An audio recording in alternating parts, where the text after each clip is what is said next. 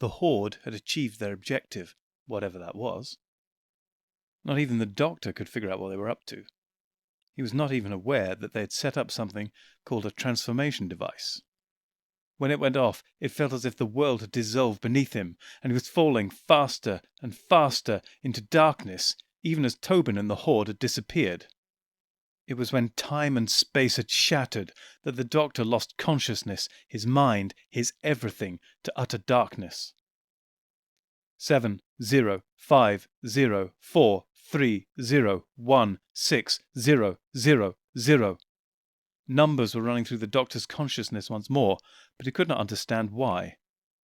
But he remembered he was the doctor, and he could almost remember the name of his companion. It's happened again. Romana, that's it! He cried, sitting bolt upright. He was on the same bed in the same bedroom, with the same settee near the window. We're back! Yes, I realized that. I had the same dream.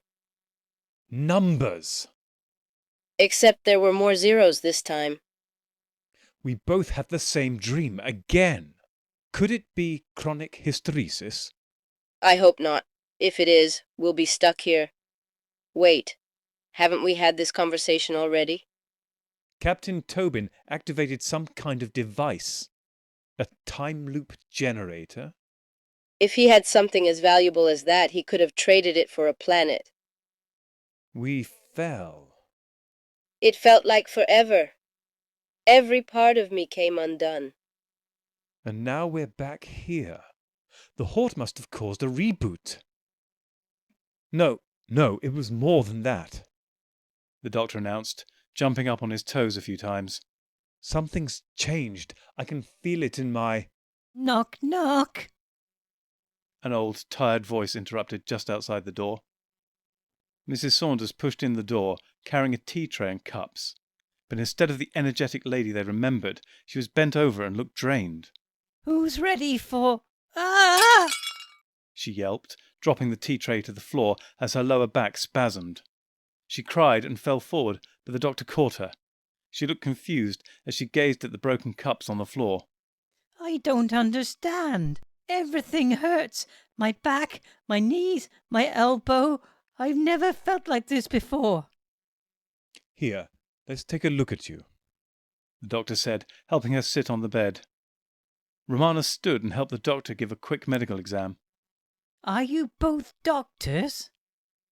We're highly qualified in many things. Let's hope.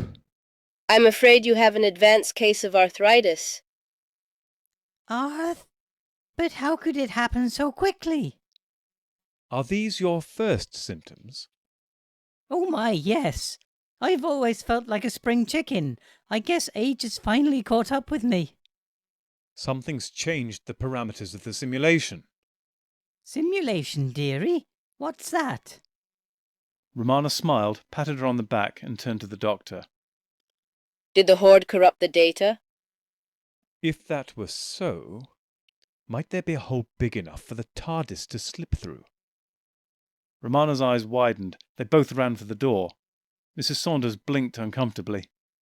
Then the doctor returned suddenly and said, Stay here till you get your breath back. Then take 2 aspirin and call me in the morning. Then he popped out again. Mrs. Saunders nodded and decided to have a lie down before making any more tea. They stood outside. It was still the same city, the same buildings, the same people moving back and forth, but something felt off. And there was still no sign of the TARDIS. It's like those films where everything looks blue. Filmed with Dutch angles? Romana asked with a smile. The doctor was about to answer when the door of the B&B opened behind them. They turned and saw Elmer carrying his fishing pole. He was sweating and his face looked grey. Elmer. Want to go? Help me! He collapsed onto the pavement and did not move again. The doctor and Romana knelt and quickly examined him. Then the doctor stopped and sighed. A heart attack.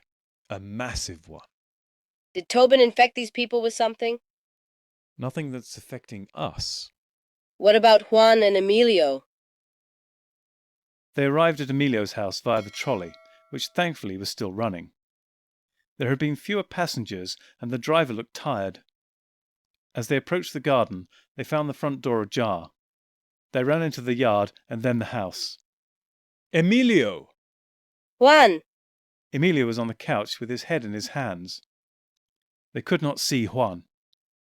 Where's Juan? I don't know. The doctor and Romana looked at each other and then turned to begin a search of the premises. However, Juan ran into the room and said, Daddy! To their complete surprise, Juan gave his father a brief hug and then sat down at his computer again.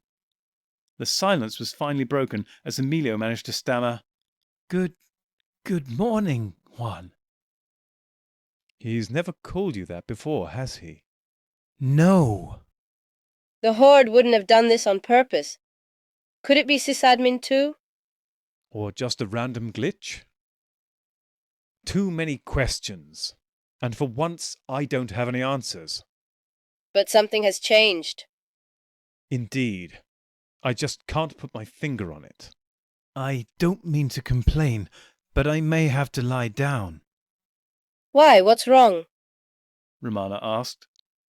Emilio was searching for the words and finally said, I just feel terrible, like I'm losing energy. Maybe if I take a nap for a day or two. Yes, I understand now.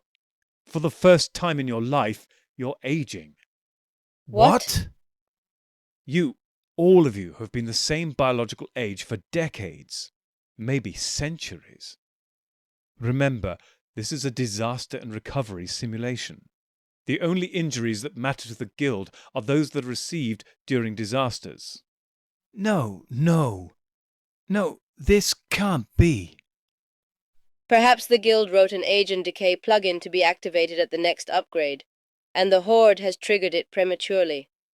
No, you're wrong! You're wrong! Juan suddenly jumped off his chair, ran to his father, took his hand, and said, 0, no! Emilio looked down into his son's eyes, then dropped to his knee and hugged him. Juan understands. He understands that we're all going to... We all will someday, but not today.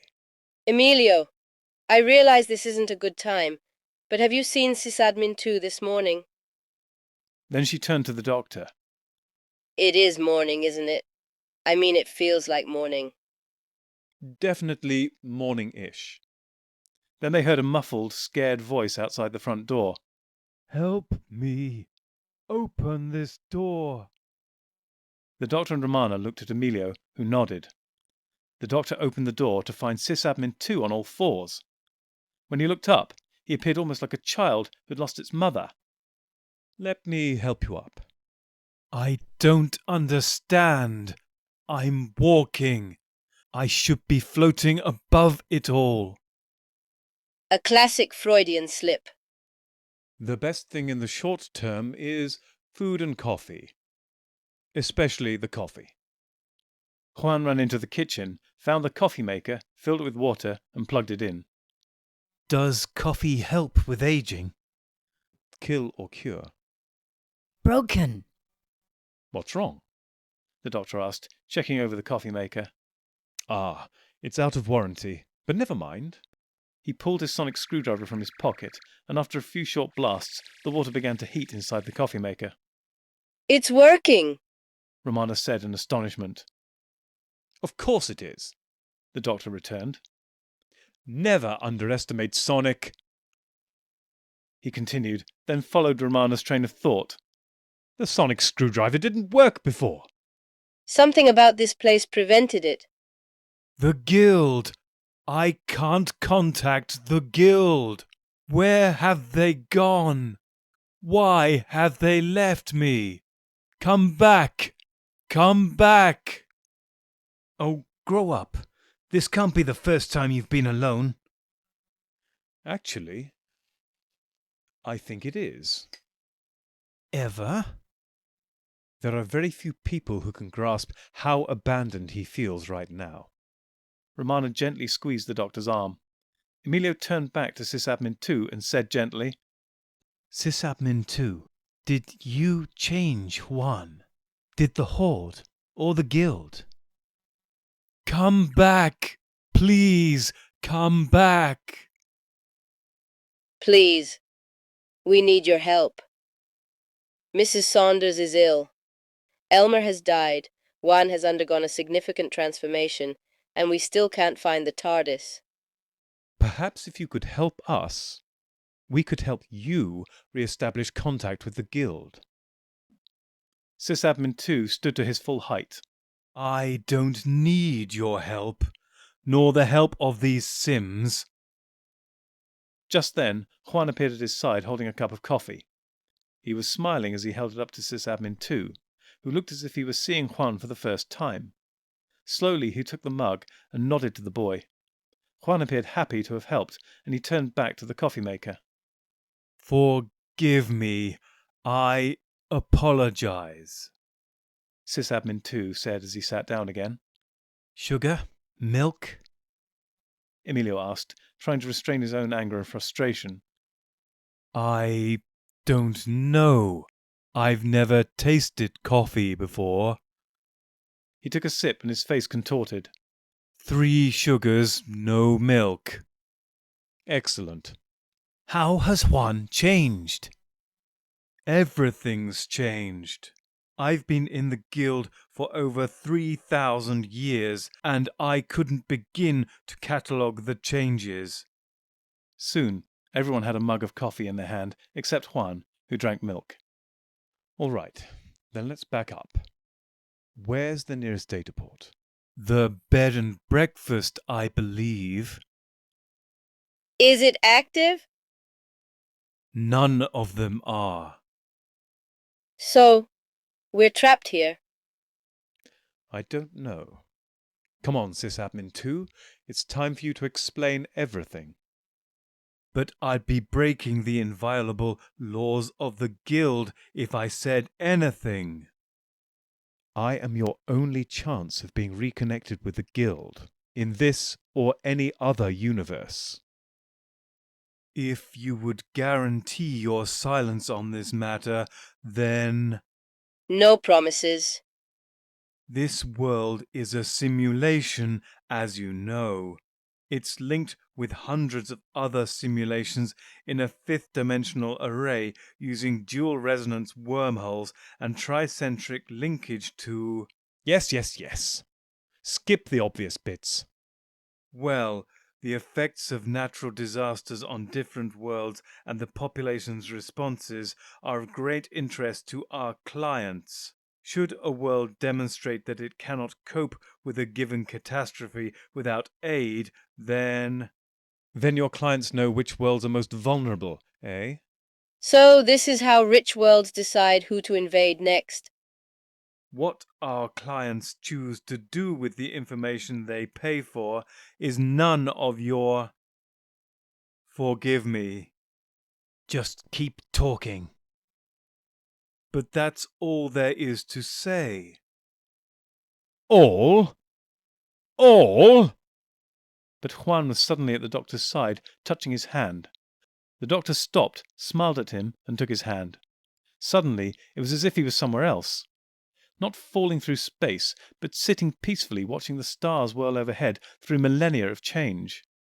And he was seeing all of it through Juan's eyes. Thank you, Juan. I see it now. Doctor?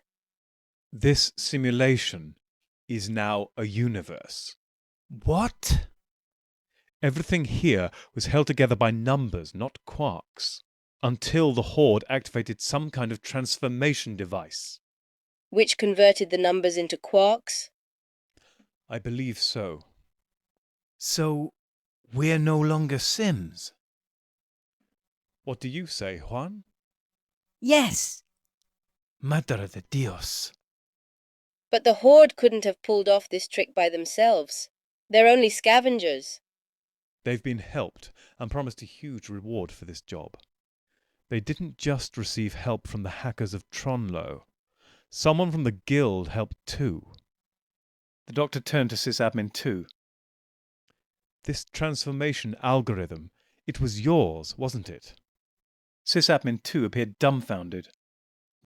How could you know all this? But why create such a device? What's it for? Why is of no concern. We are only interested in the assignment and prompt payment. That I can believe. The why is obvious. Custom-built universes for the ultra-wealthy. Universe-sized prisons for your inmates. The possibilities are as endless as they are lucrative. But the more immediate question is, how does it work? Badly. We only had the prototype, and it's unstable. The new universes collapse after a few days. Assuming that every simulation in our system has been made real, I would estimate that we only have a few hours left. No! No! No! No! What is it, Juan? Wrong! Wrong! Are there no emergency protocols? What might the guild be doing now? They will attempt to stabilize the domain, of course. If they can perform a partial reboot, then we might have a chance. But that assumes they understand what's happening here. They lost the Sun and the Horde. I don't think they're at the top of their game right now. I have no explanation. But if the Horde transformed all of our simulations into universes, then a shock to the network like that might disable some security measures that protect the metastructure. So they must have had a plan. Find whatever it is, move it into our universe, and get out. Are they after a weapon? No! Juan cried, jumping up and down while pointing to his computer monitor. What do you have there? Emilio asked, looking at the screen. They stood and walked towards the computer. The image looked like it could be a spacecraft of some kind. It was the size of a medium-sized house and had no visible engines, but the schematics suggested it might be a manufacturing hub of some kind. And its power capacity was rated almost off the scale. The doctor's eyes widened, and he looked at Romana. Are you feeling what I'm feeling? Fear? Exactly. That could be Time Lord technology. At least in part. Who are they? We are. Where did you get that? I'm not at liberty to say. Your secrets will mean nothing unless you help us help you. Sysadmin 2, I assure you that we are not working against the Guild's interests. But if we survive this without your help, we will. That's a promise. So, what do you say? Sysadmin 2 sighed. I don't know the origin of these plans, but it is a most highly guarded project. The space inside houses a facility for creating trillions of artificial satellites. Are they dangerous? Are they? They are safely locked away in a partitioned simulation. Has it been paid for? Not yet. Are you suggesting that the client sent the Horde to steal it? Possibly the client, possibly an interested third party. There's no way to tell. Now, the Horde infiltrated your system, gained access to a data port that only they knew about, turned every simulation into its own universe, and... They plan to deliver this manufacturing plant to someone in our universe. But they know the new universes will collapse soon, so they'll just punch a hole directly into our universe. What will happen then? The metastructure will break apart, and the new universes will pop like balloons. So we may not have hours. We may not have minutes. Not unless you help us right now. The doctor said, turning to Sysadmin 2. But I'm helpless without the Guild. No! Juan cried, running forward and taking Sysadmin 2 by the hand. Both shut their eyes, and the room began to hum. Juan? Emilio gasped, reaching for his son. The doctor held his arm. I can see again. Location established. They opened their eyes, and to the shock of everyone, Sysadmin 2 smiled at Juan. We know where they are. But how can we follow them? The data ports aren't active. No, but the boundaries between universes are becoming fluid. The doctor turned to Juan. Juan, old chap, I need you to remember something important for us. That funny blue box that appeared just before the sun blew up. Juan appeared confused. It gave off funny numbers, didn't it? Patterns you've never seen before. I need you to think hard, concentrate on it. You can bring it back to us. Juan shut his eyes tight and began to sway. Emilio reached out and steadied him as they heard a wheezing, groaning sound in the garden. The doctor opened the door to see the TARDIS fade in and then begin to fade out again. He turned to see Juan almost out on his feet. Doctor, don't do this to my son. Emilio, if this doesn't work, it's the end for all of us. 0. Juan shouted. He fell into his father's arms as the TARDIS finally materialized. Juan!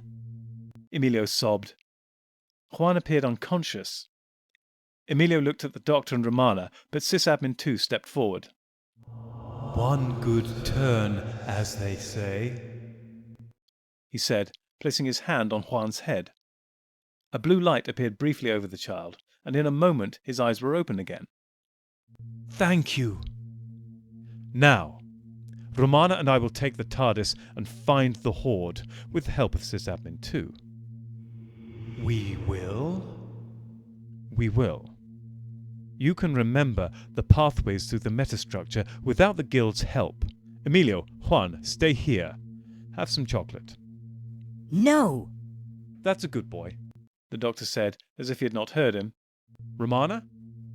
The doctor called as he quickly left the house. Romana replied awkwardly. Yes, come along. She added, taking Sysadmin 2's hand and pulling him out of the house. No. Juan cried again. Doctor, are you sure you can do this without our help? Emilio called after them. Absolutely. No lies. Indeed. Always search for the truth. The doctor said dismissively as he turned and walked away. The TARDIS doors opened as the doctor reached them. Master? Mistress? We'll explain on the way, K9. Get ready to dematerialize. Before the doctor could finish, Juan had torn himself free from his father and was sprinting towards the TARDIS. Juan! Everyone except Sysadmin 2 tried to stop him, but he managed to slip by them, jump over K9, and run towards the TARDIS console. They ran after him, the doctor ordering him not to touch the controls. But as soon as Sysadmin 2 was inside, the door slammed shut, and the TARDIS began to dematerialize. Juan, we need to talk about healthy boundaries. The doctor grumbled as he reached the control panel. Suddenly, the TARDIS jolted, sending them to the floor. You know, I think he's turning out a lot like you. The doctor scowled. He stood slowly and saw K9 was lying on his side. Unauthorized takeoff! K9 cried uselessly. The doctor helped K9 up and said, Juan and his father, Emilio, are friends. Help Juan pilot the TARDIS. K9's ear waggled and the robot dog repeated, Friends! He moved towards the control panels, extended his sensor, and soon the TARDIS flight path was stabilized. The doctor turned to Emilio. I'm sorry. I tried to protect Juan. I think whatever is coming up, Juan needs to be there. What is this place? Sysadmin 2 asked, stunned in spite of attempting not to be. It's a time machine that's bigger on the inside than out. Oh. Oh? I mean no offense, but it's not the strangest thing I've come across lately. Would you be interested in selling the design of this craft? No. How is he doing that? Emilio asked as he watched Juan work the TARDIS controls. He's just as at home in the world of numbers than he is in the real world. And the language of the TARDIS is mathematics. And I think she likes him. The doctor harumphed as if he'd been jilted. Your ship is alive? How is that possible? Juan will explain it all to you one day. No lying. The doctor approached a different panel and turned to K9. What's our ETA? Approximately 3 minutes, Master. The TARDIS shuddered, and everyone reached out for something to hold on to. 4 minutes. As the metastructure fails, the travel time increases. But how does Juan know what to do? Juan was born in telepathic contact with your universe. Syncing up with the TARDIS isn't much different. Yes. So what can I do? Help Sysadmin 2. And watch him. Got you. Emilio moved towards Sysadmin 2, who had his eyes closed. Juan, can you see what I see? Yes. An image began to hover above the console. We can all see it. Physical laws are breaking down, somehow amplifying our psychic connections. Master, the ETA is now 6 minutes and likely to increase. But that's too long. Affirmative. Estimation that we shall cease to exist before physical arrival. 96%. There was a stunned silence in the control room. Emilio and Romana looked at each other, then turned to the doctor, who appeared deep in thought. Sysadmin 2? The Guild agrees with your robot's estimate. In that case, we won't arrive at all. What? We can't get there physically. But if Sysadmin 2 can contact the Guild, that means psychic transmissions are in the clear. But I don't see how that helps us. They won't know it's telepathy. The doctor grinned. Why do I get the impression this next part will be up to me? Because you're so perceptive. You'll have to convince Gabba that you're a ghost. A what? Right now, it's their only weakness. They're terrified of the spirits of the people they've killed. And your plan is that I scare them all to death with my Jacob Marley impersonation? Do whatever it takes. Scare the dickens out of them. Remember, the Horde have a strong sense of personal honor. If she were to believe you'd been murdered...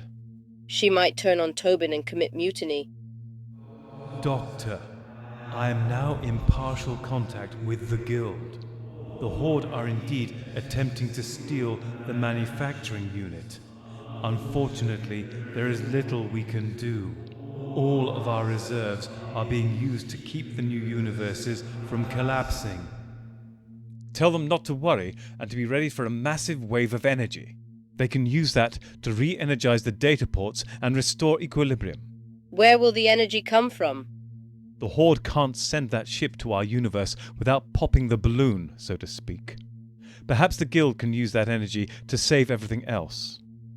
But if that happens, we won't survive. No, we won't. I'll try to frighten Tobin too, but it's a long shot. Emilio, you and Sysadmin 2 stay here. The rest of us are going on a mind journey. Juan, follow my example. Lay your hands on the control panel.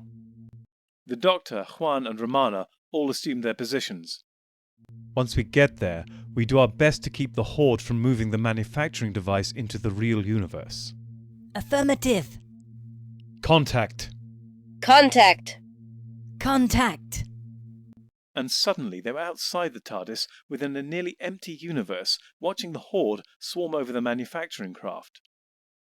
They wore spacesuits and were setting up box upon box of equipment on every side of the hull, getting ready to punch a hole through two realities. Private, Quadrant 4 needs these data relays. Take them now. Captain Tobin shouted. Yes, sir. The private snapped, picking up the crates with ease and jogging away. And tell Corporal Sharp that we're reading anomalous energy bursts. Keep your eyes open. Sir, The private yelled from the distance. we're running out of time. How long is infinity? Tobin spun around, but he saw no one. Who's that? You know who. You killed me at the data port. For the first time in years, Tobin began to sweat and tremble with fear.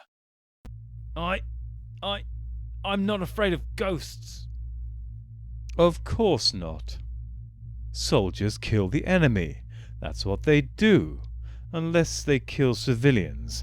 That's very different, isn't it? You are a distraction, nothing more. He turned back to his work. Fear of ghosts suggests either a belief in supernatural forces. The doctor continued relentlessly. Vought pathways connected to Thraxian links. Or guilt. Repressed guilt, to be precise. Atrium power packs set to discharge. Guilt over the thousands you've killed in order to stay alive. It was them or us. Don't you understand? Them or us. On the other side of the prototype, Sergeant Gabba was giving instructions to a squad. Corporal Eon, help lay out these cables. Sir! She replied, taking charge of 3 slow-moving soldiers. Gaba! Romana's voice said. What? Who's there? The others heard it too and froze. Romana! It wasn't my fault. I was only following orders. Yes. That's why I died. The other soldiers bolted, leaving Gabba to face this ghost alone. Take it up with Captain Tobin. It was his call. If you follow Tobin's orders, you'll die. All of you. That's why the doctor wants to help. But the doctor died too. He survived somehow. He promised that he would take you to Kishi. You'd be safe forever, and you'd never have to kill anyone again. I have my orders. Leave me alone. I will leave you. But you won't be alone. I'm just the first. I'm being followed by... By what? all of us. Before you left, Tobin did something. Made them. All of the Sims. Real. And then they died. Now they're coming here. No. No, no, no. I could make them go back. Please, please make them go away. Then do one thing for me. Anything. Take command. Romana ordered sternly. Back in the TARDIS, the Doctor, Romana and Juan stood touching the console, their eyes closed. They somehow managed to stay on their feet as the TARDIS lurched. Spatial dimensions folding! We should leave. Sysadmin 2 said suddenly. Emilio could see that he was beginning to panic. No. Juan cried. His eyes were still closed, but it was clear what he meant. You're fine. Look at me. You're fine. But the metastructure may collapse. We have to go. We're not going anywhere. Captain Tobin was doing his best to ignore the Doctor's voice as he worked to complete the mission. But the Doctor was not giving up either. How many little old ladies have you killed for their packed lunches, eh? How many grandchildren did you allow to starve? Or did you just put them out of their misery? For the sake of the mission? There are no such thing as civilians. No, not for your people. That's the evil that's been done to you. So why inflict the same evil on others? There is nothing evil about survival. Isn't there? All this began when you made an enemy of the embodiment of Gris. But now you've become someone else's embodiment of evil. The dead are quieted by victory, Doctor. Tobin said, completing the work. He stepped back and smiled. Even their ghosts won't be able to disrupt our new lives. We'll have a new planet, a new home, a new name. Oh yes, your days will be wonderful and bright. But what about your nights? Those dark, empty nights. What about your dreams? The more you speak, the less you seem like a ghost and more like a moralizing simpleton. He threw a switch. Suddenly, a panel of lights turned green. Tobin laughed triumphantly. What are you? Wouldn't a ghost know? Tobin laughed as the machinery began to hum. Then a shot rang out. Tobin ducked, but the shot had missed him by a wide margin. A warning shot. He looked to his left to see Sergeant Gabber standing with her gun at the ready. Are you prepared to let our people be haunted for generations because of your actions? Gabber, put that weapon down and return to your post. Sir, we must. Have you forgotten your rank, soldier? Put that gun down now. Doctor? Emilio's voice echoed. Gabber and Tobin looked up in astonishment. Doctor, can you hear me? I don't know if Juan can hold out much longer, and K9 says we're almost out of time. Do those voices sound like ghosts, Gabber? They're not haunting us, it's a trick. Tobin pressed a few more buttons, and blue lights began to glow next to the green, and the hum became an ominous chorus. The Horde haven't committed genocide yet, but you're about to.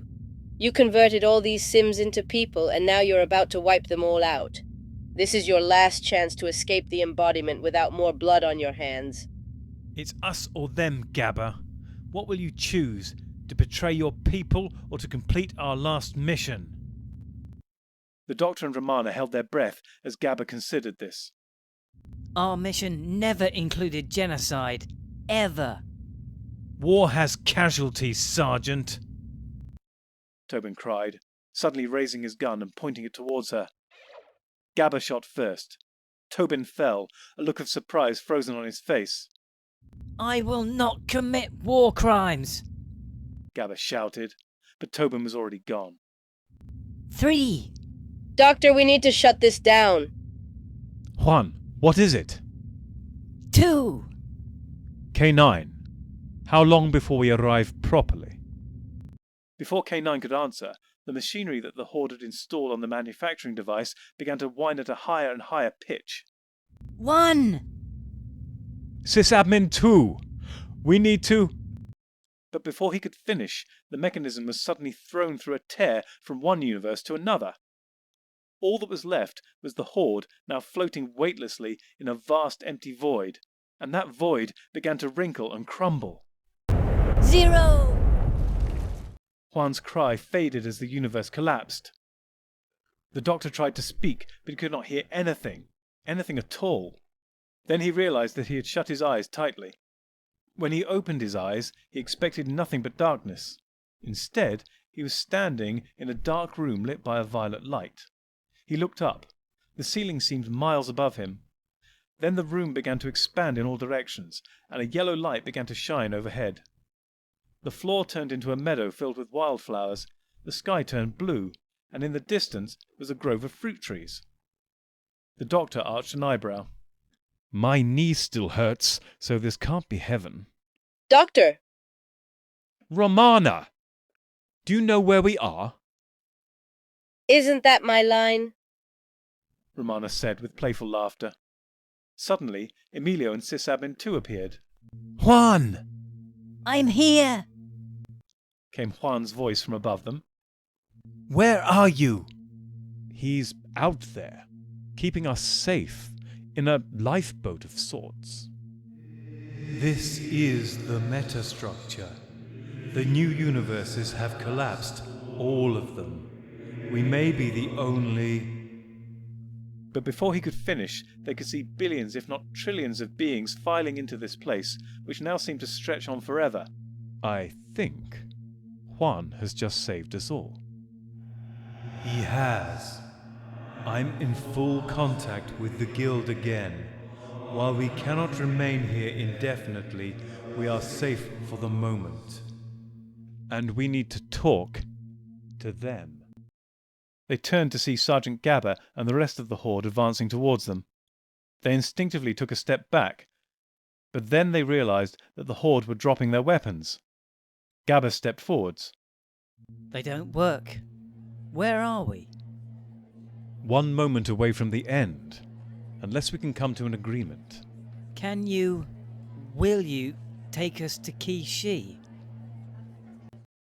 The doctor turned to Sysadmin 2. Is the Guild willing to help transport them? Sysadmin 2 appeared to be listening to a far-off conversation. After a moment, he frowned and said, Yes. to the voices of the Guild. Yes, we can and we will. He turned to the doctor and smiled. It's settled. We will transport them as soon as the reboot begins, in 3 seconds' time. Before the doctor or Romana could object, they were all sitting at a large table back in the bed and breakfast. The empty plates and their full stomachs were the only indication that they had just finished a large breakfast. Emilio turned to see Juan sitting next to him finishing a chocolate chip pancake. He gave his son a hug, and Juan tried to smile with a full mouth. The doctor and Romana turned and saw Sysadmin 2 hovering near the doors. Tea, dearies? Mrs. Saunders asked. She had appeared with a tray of teacups and looked like her old self. They each took a cup from her tray, stood, and approached Sysadmin 2. Mrs. Saunders smiled and greeted Juan and Emilio.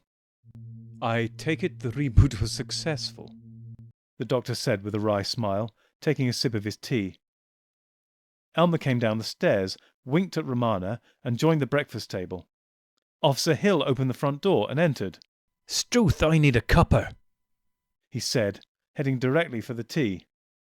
Behind him followed Dr. Richardson and Dr. Matthews from the observatory. I would say so, Sysadmin 2 said with an equally wry smile. And where's the TARDIS? Let's take a walk, Sysadmin 2 suggested as he turned and passed straight through the front door. The doctor and Romana turned to each other, raised their eyebrows, put down their tea, and followed. First things first, real or simulation? Everything is real, despite the reboot. I must ask. About Juan. Is he normal, for lack of a better word? I doubt he'll ever be, and I mean that in the best possible sense. You are correct. He is an extraordinary being. He'll always be partially connected to this universe. And he may remain more comfortable communicating in numbers than in words, but he will grow up and have a life. I hope I'm not wrong in that. Before Sysadmin 2 could answer, the doors of the B&B flew open, and Juan ran in towards them, with Emilio close behind. Juan grabbed the doctor in an enthusiastic hug and said, 0, 0, 0! I understand, Juan.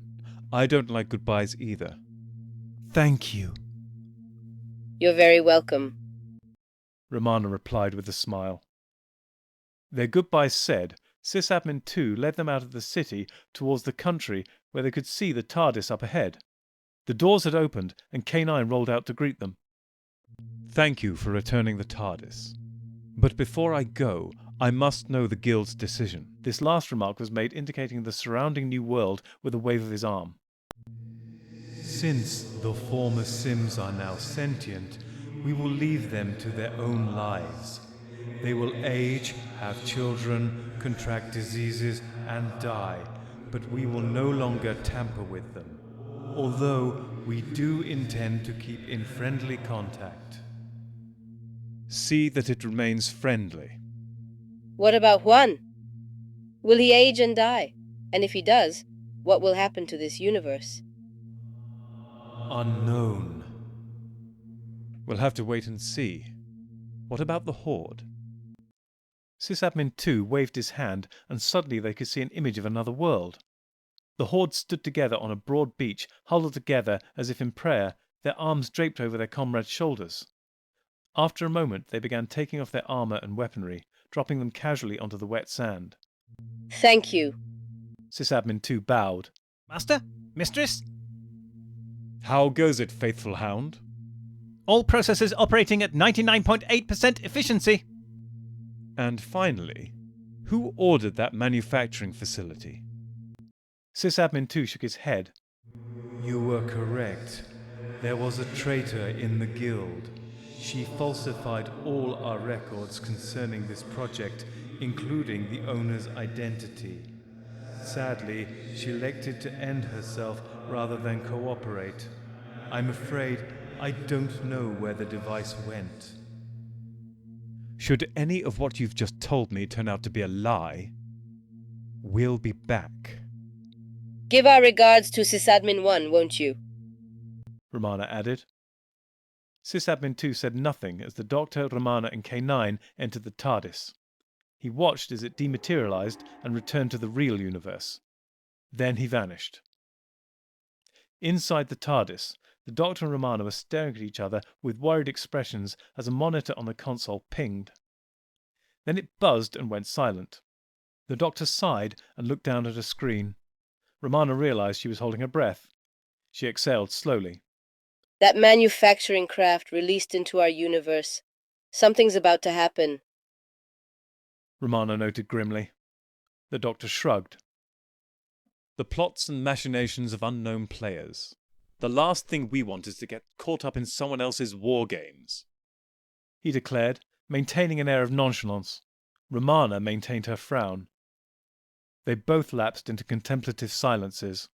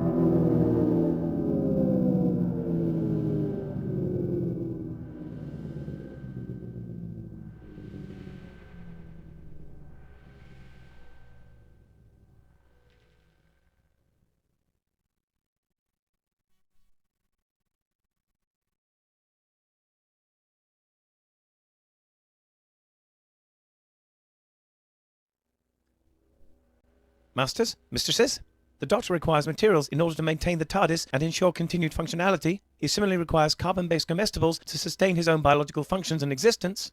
Master would never say this, but he requires aid beyond that supplied by this unit in order to acquire these. To aid the Doctor in his various tasks and creations, this can be most effectively achieved via Patreon or Substack subscriptions, or through donations directly to PayPal. Or if you desire physical goods in return for your contributions, written accounts of my travels with the Doctor are also available on Amazon. Links are in the description below. Thank you, masters, mistresses.